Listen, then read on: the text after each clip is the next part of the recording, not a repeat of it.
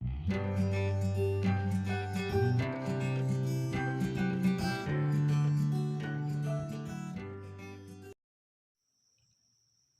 berdoa. Tuhan Allah Bapa kami yang kami kenal di dalam Yesus Kristus, kami sangat mengucap syukur Tuhan buat hari-hari yang indah yang Tuhan berikan kepada kami. Dan pada pagi hari ini Tuhan, kami ingin mendengarkan sebagian dari firman-Mu melalui Injil Yohanes. Kiranya Tuhanlah yang berfirman di tengah-tengah jemaat-Mu ini. Kami siap mendengarkannya. Amin. Shalom dan selamat pagi buat kita semua. Bapak, Ibu, Saudara sekalian, yang menjadi tema atau bahan renungan kita pada pagi hari ini yang tertulis dari Injil Yohanes 1 ayat 1 sampai 18 dengan tema firman yang telah menjadi manusia. Kami ulangi sekali lagi, firman yang telah menjadi manusia. Kami harap saudara-saudari sekalian membuka Alkitab kita masing-masing dimanapun kita berada. Bapak, Ibu, Saudara, kami akan membacakannya dan marilah kita mendengarkannya. Sebab dari pendengaranlah timbul dan bertambah iman kepercayaan kita. Pada mulanya adalah firman. Firman itu bersama-sama dengan Allah, dan firman itu adalah Allah. Ia pada mulanya bersama-sama dengan Allah. Segala sesuatu yang dijadikan oleh Dia, dan tanpa Dia tidak ada satupun yang telah jadi dari segala yang telah dijadikan. Dalam Dia adalah hidup, dan hidup itu adalah terang manusia. Terang itu bercahaya di dalam kegelapan, dan kegelapan itu tidak menguasainya. Datanglah seorang yang diutus Allah, namanya Yohanes. Ia datang sebagai saksi untuk memberi kesaksian tentang terang itu, supaya oleh Dia semua orang menjadi percaya. Ia bukan terang itu, tetapi ia harus memberi kesaksian tentang terang itu. Terang yang sesungguhnya yang menerangi setiap orang sedang datang ke dalam dunia.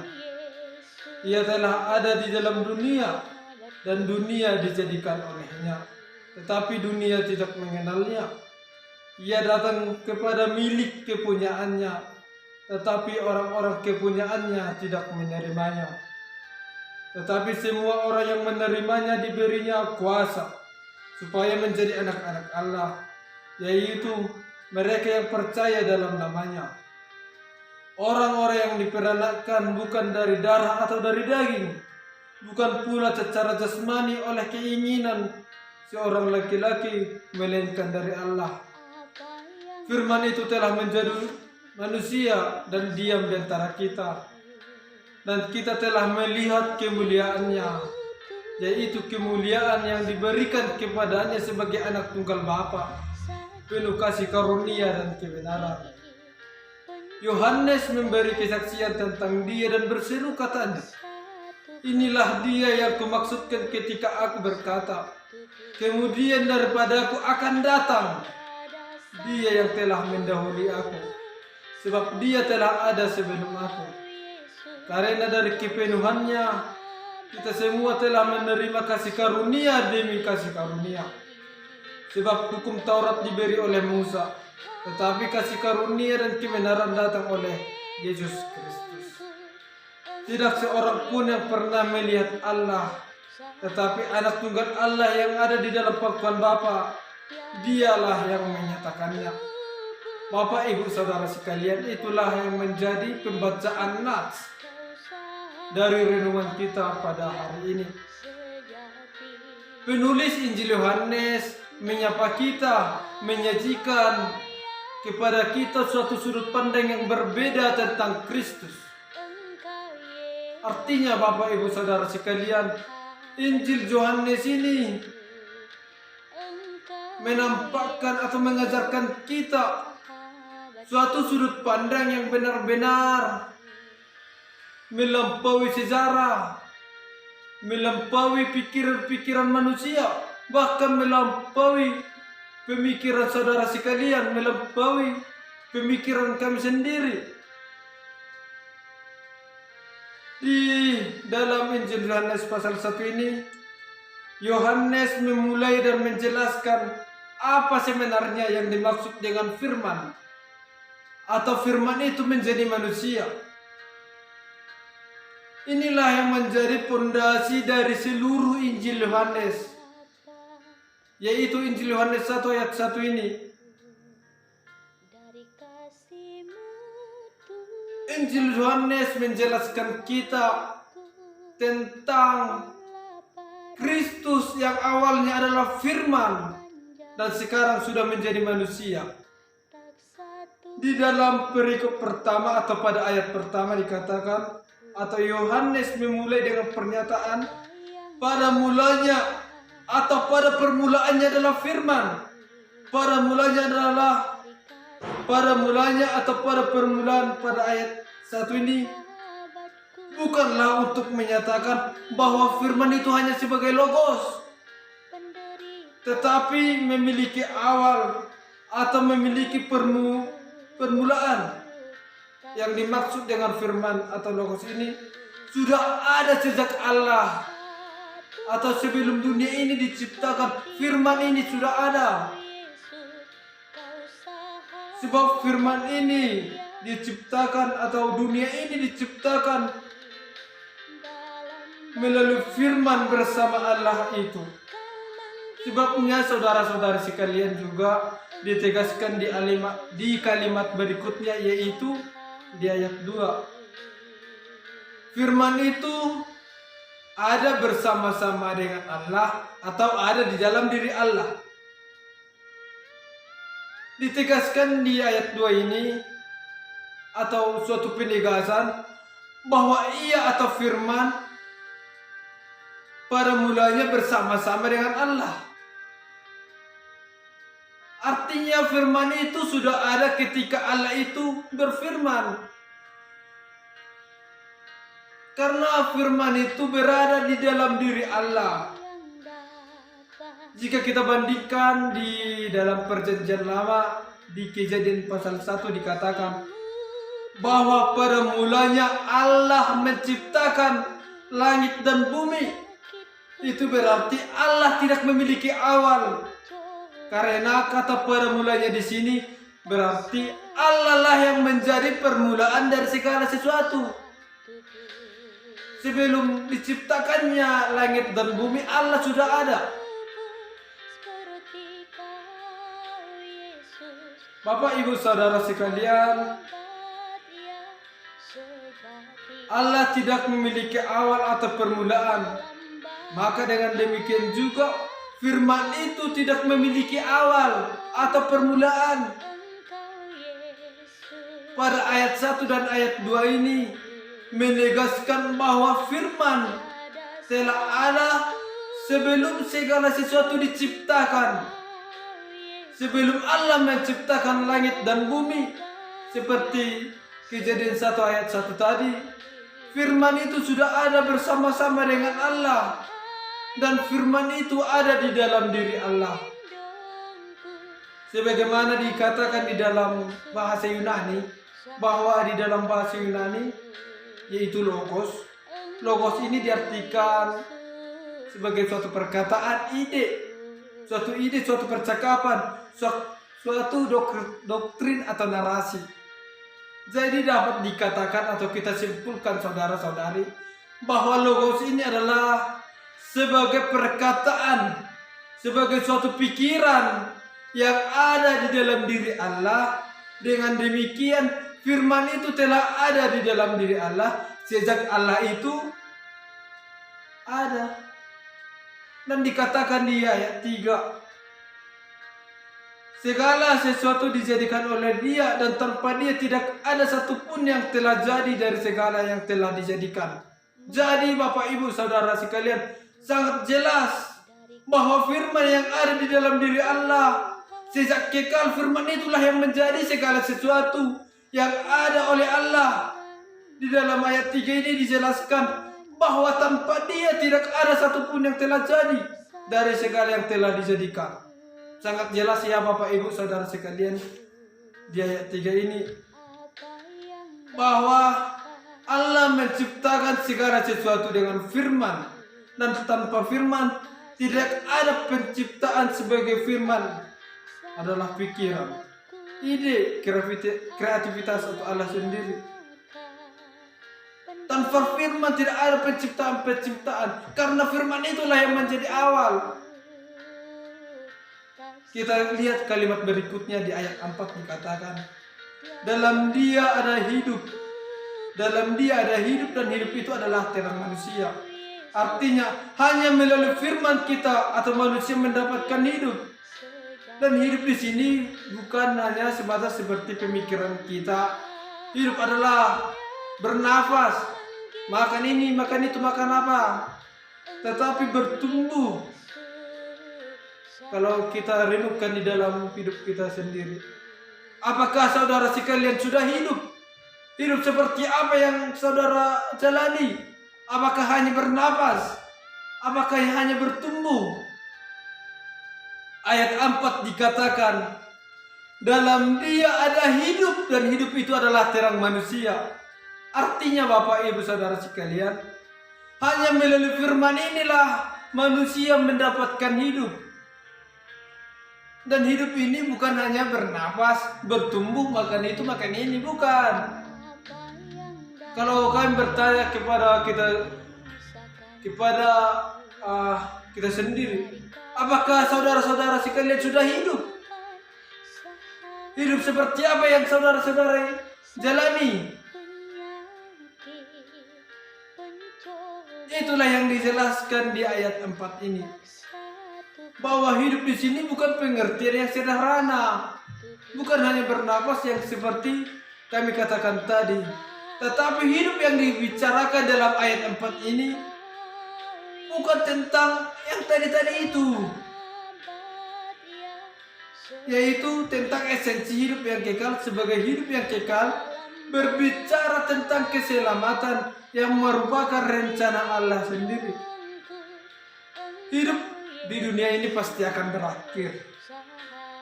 Kita semua akan mati, atau ada saudara-saudara sekalian yang tidak akan mati? Ada saudara sekalian yang hanya selamanya tinggal di dunia ini? Tidak mungkin ya. Inilah yang diajarkan melalui ayat 4 ini. Hidup manusia di dunia ini pasti akan berakhir. Semua akan mati. Tetapi yang harus kita pertanyakan, bagaimana dengan nilai hidup kita ini? Bagaimana nilai kehidupan kita setelah mati? Mau nang mati mau manginang, baru pergulungmu, baru nilai kehidupanmu. Namun mati tanpa Tuhan menuju kematian kekal. Mati tanpa Tuhan menuju kematian yang kekal, kematian selamanya. Namun mati dengan memilih hidup, Sang Firman mendapatkan jaminan yang hidup kekal. Meskipun kita mati secara ragawi, secara duniawi, secara fisik, tetapi kita tetap hidup di dalam Kristus. Jika kita benar-benar mempercayai dan mengikuti Tuhan ini. Jadi sangat jelas bahwa firman itulah sumber hidup bagi manusia, dan manusia akan memiliki kehidupan yang sesungguhnya ketika bersatu dengan firman. Ketika hidup kita bersatu di dalam firman, ketika kita menerima firman itu di dalam hidup kita, maka kita akan benar-benar hidup seperti yang Tuhan inginkan. Seperti di ayat 4b dikatakan, mari ya kita lihat bersama-sama. Kita telusuri setiap ayat. Dikatakan di ayat 4b ini, hidup itu terang manusia. Artinya terang itu memungkinkan kita melihat suatu objek dengan secara lebih jelas. Bahwa dengan teranglah kita bisa melihat suatu benda. Bahwa dengan teranglah kita melihat mata hati kita masing-masing. Janganlah kita hidup hanya berfokus pada duniawi saja. Tetap marilah kita menerima Sang Firman itu, supaya Sang Firman itu bersinar, menerangi setiap hidup kita. Kita lanjutkan di ayat 5 dikatakan, terang itu bercahaya di dalam kegelapan dan kegelapan itu tidak menguasainya. Bapak Ibu Saudara sekalian, apa yang dikatakan, apa yang diperjelaskan tentang kegelapan di sini? Kegelapan di sini di ayat 5 ini artinya adalah dosa, kekacauan, kesengsaraan. Itulah yang menjadi arti dari kegelapan di ayat 5 ini. Jadi artinya hidup manusia hanya dengan memiliki firman, hidup manusia yang hanya dengan memiliki firman yang adalah sumber pengetahuan dan juga sumber pengenalan yang benar dengan Allah, maka kita dapat keluar dari dosa, maka kita dapat keluar dari kesengsaraan itu.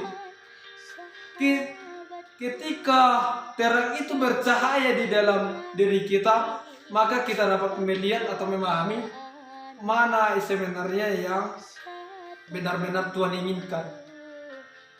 Jadi dosa-dosa atau kesengsaraan itu kita lewati, kita pesah, bahwa kita benar-benar keluar dari dosa, kita keluar dari kesengsaraan. Jika kita menerima firman itu, jika kita menerima terang itu, membiarkan terang itu bercahaya di dalam diri kita, itulah jaminan yang kita dapatkan. Itulah jaminan yang diberikan Tuhan kepada kita ketika kita menerima firman, ketika kita menerima Tuhan. Kita lanjut di ayat berikutnya, di ayat 6-9. Kita diajarkan siapa yang menjadi manusia hidup atau terang yang dimaksud tadi. Yohanes mengatakan hidup dan terang manusia tidak berada di tempat yang tidak dapat dijangkau lagi. Yohanes mengajarkan kita melalui ayat 6 sampai ayat 9 ini bahwa firman itu, bahwa terang itu tidak berada, tidak ada lagi di tempat yang susah kita dapatkan. Tetapi terang itu sudah datang, firman itu sudah menjadi manusia, yaitu Yesus Kristus. Allah menginkarnasi menjadi manusia supaya kita manusia, supaya saudara sekalian, supaya saya, supaya kami dapat melihat rupa, dapat melihat aktivitas-aktivitas, dapat melihat kelakuan-kelakuan dari Allah tersebut, dan dapat kita rasakan apa sebenarnya yang menjadi kuasa-kuasa Tuhan di dalam kehidupan kita. Bapak Ibu Saudara sekalian, bahwa Tuhan itu, bahwa firman itu, bahwa terang itu bukan lagi suatu yang dicari-cari lagi. Dia sudah hadir di tengah-tengah dunia. Dia sudah hadir di tengah-tengah saudara. Tetapi yang menjadi pertanyaan sekarang, bagaimana saudara meresponnya? Apakah saudara menerima kehadiran Allah tersebut? Apakah saudara menerima kehadiran Yesus Kristus itu di dalam diri saudara tersebut? Di dalam keluarga, di dalam masyarakat, bahkan di dalam gereja. Di ayat 14, saudara-saudara dikatakan,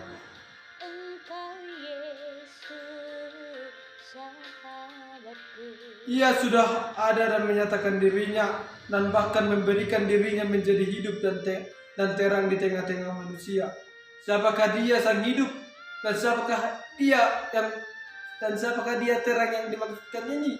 Itulah tadi yang kami perjelaskan, bahwa benar-benar Tuhan ini sudah hadir di tengah-tengah kehidupan kita. Di kalimat berikutnya di ayat 14 ini dikatakan, Dia tinggal di dalam kita. Artinya sang terang dan hidup manusia itu ada bersama-sama dengan kita. Dan ia ada di dalam hidup orang yang percaya, sehingga tidak merasa sendirian. Jika kita menerima Tuhan itu, kemanapun kita pergi, bagaimanapun aktivitas kita, jika kita benar-benar percaya, kita tidak merasa kesepian, kita tidak merasa tersendiri. Sebab orang-orang yang menerima kuasa Kristus, orang-orang yang menerima Yesus Kristus itu, dia tidak akan pernah merasa kesepian. Sebab Tuhan hadir di tengah-tengah kehidupannya. Saudara-saudara sekalian, jika kita benar-benar menerima Kristus itu, yang sudah menjadi manusia itu, yang pada perjanjian lama yang dinubuatkan, sudah hadir di tengah-tengah dunia, sudah hadir di tengah-tengah kehidupan saudara. Dapat kita pahami bahwa hanya melalui Yesus Kristus itulah kita dapat melihat kemuliaan Allah.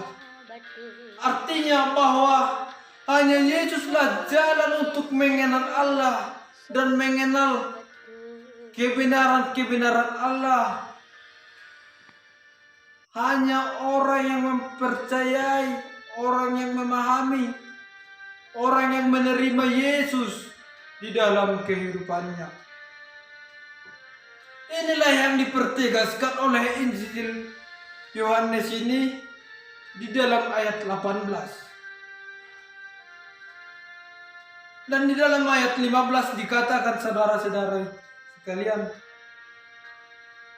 inilah yang menjadi peneguhan dari Yohanes Pembaptis mengenai keberadaan Yesus, mengenai nubuatan-nubuatan yang sejak lama melampaui sejarah. Inilah yang menjadi kerja,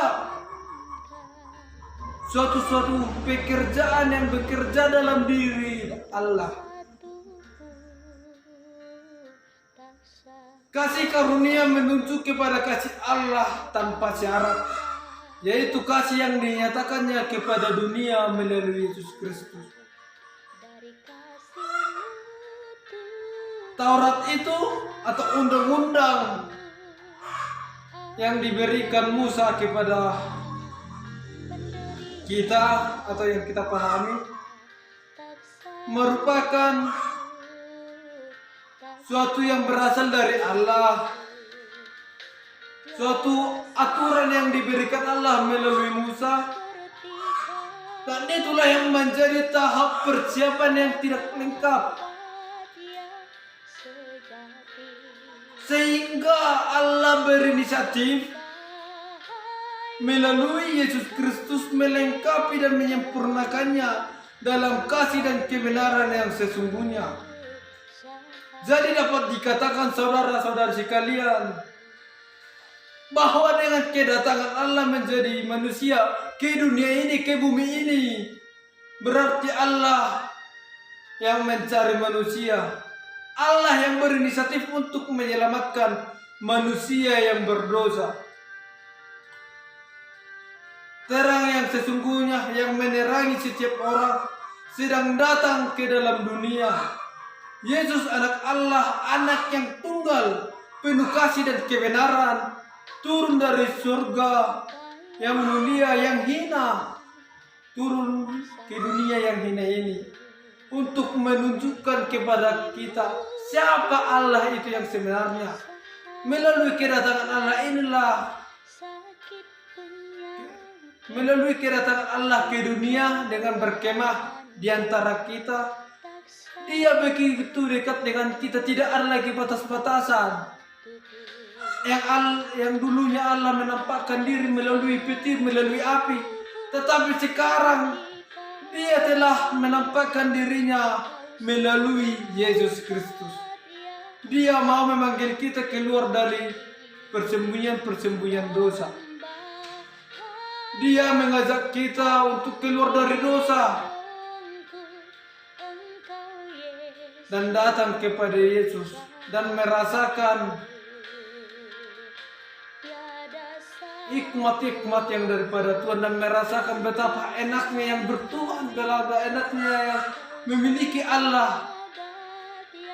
Sekarang yang menjadi respons kita saudara-saudara sekalian, sudah begitu sangat jelas renungan kita hari ini.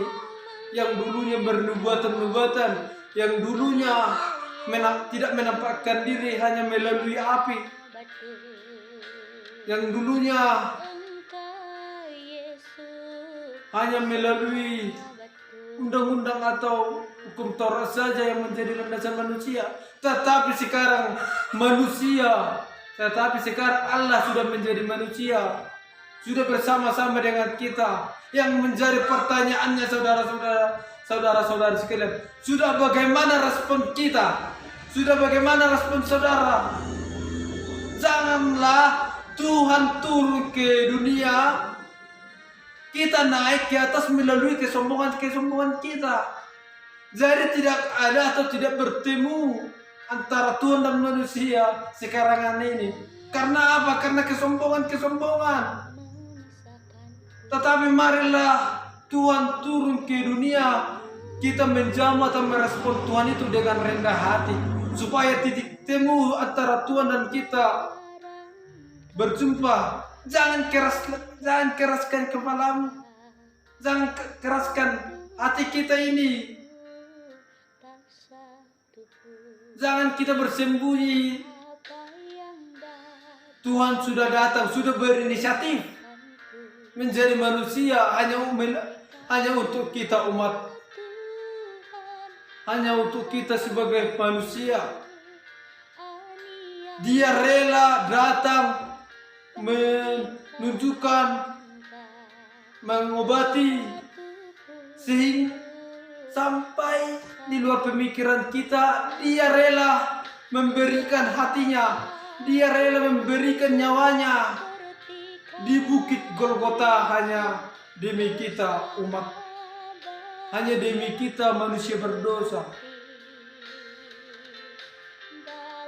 supaya kita manusia berdosa dan yang percaya kepada Yesus Kristus memiliki hidup yang kekal, seperti yang dikatakan di dalam Yohanes 3 ayat 16. Supaya kita manusia tidak binasa, supaya kita manusia tidak hanya terselubung di dalam dosa terus menerus, tetapi supaya kita mendapatkan hidup yang kekal.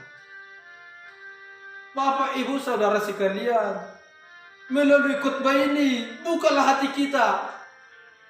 Janganlah kita terfokus hanya di dalam dunia saja, bukan.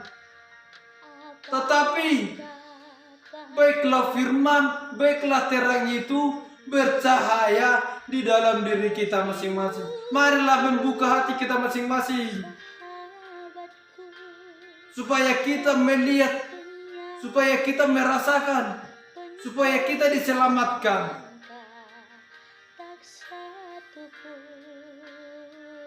Mungkin hidup kita hanya begitu-begitu saja, hanya berfokus kepada dosa. Harus kita pertanyakan kepada diri kita, sudah berapakah umur kita? Sudah seberapa saya menerima Yesus di dalam kehidupan saya? Jangan kita datang ke gereja tiap minggunya tetapi tidak ada perubahan. Melalui firman itu, bukalah mata hati kita, bukalah mata hatimu. Biarkan terang itu bercahaya, biarkan Yesus itu bercahaya di dalam hati kita masing-masing, supaya kita beroleh hidup yang kekal. Jangan sia-siakan, jangan menganggap sepele akan kehidupan kita ini. Biarlah cahaya itu, biarlah terang itu bercahaya di dalam diri kita masing-masing. Seperti yang kami katakan tadi, jangan keraskan hatimu, tapi terimalah dengan kerendahan. bahwa Tuhan Yesus itu sudah turun dan sudah menjadi manusia. Marilah nanti saudara-saudara sekalian yang mendengarkan khotbah ini, buka hatimu, jangan keraskan kepalamu. Jadilah berkat di setiap tempat. Amin, kita berdoa. Bapa yang baik, Bapa yang kami kenal di dalam Tritunggal, terima kasih Bapa, Engkau memberikan dan membuka mata hati kami. Engkau masih menguasai setiap umat-Mu ini.